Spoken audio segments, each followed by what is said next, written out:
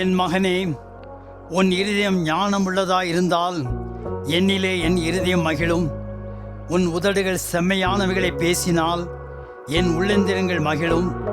உன் மனதை பாவிகள் மேல் பொறாமை கொள்ள விடாதே. நீ நாடோறும் கர்த்தரை பற்றும் பயத்தோடு இரு. நிச்சயமாகவே முடிவு உண்டு. உன் நம்பிக்கை வீண் போகாது. என் மகனே, நீ எனக்கு செவி கொடுத்து ஞானமடைந்து உன் இருதயத்தை நல்வழி நடத்து.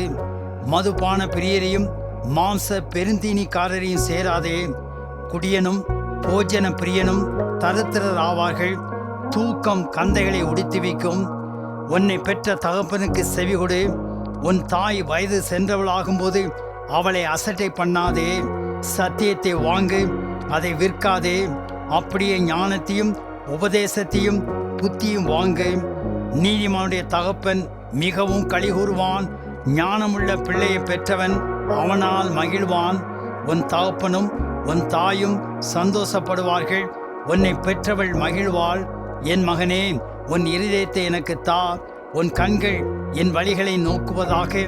பேசி ஆழமான படுகுழி, பரஸ்திரீ இடுக்கமான கிணறு.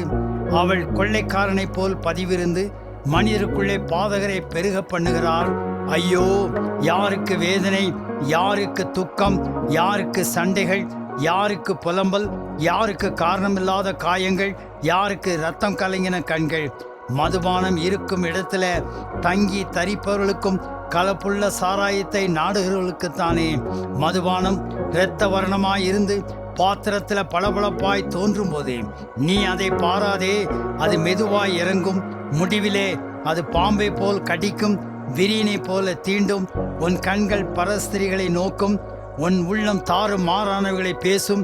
நீ நடுக்கடலில சயனித்திருக்கிறவனைப் போலவும் பாய்மரத்தட்டில படுத்திருக்கனைப் போலவும் இருப்பாய். என்னை அடித்தார்கள், எனக்கு நோகவில்லை. என்னை அறைந்தார்கள், எனக்கு சுரணை இல்லை. நான் அதை பின்னும் தொடர்ந்து தேட எப்பொழுது விழிப்பேன் என்பாய்.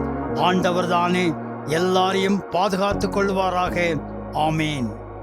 Like, share and subscribe to spread our Lord's love.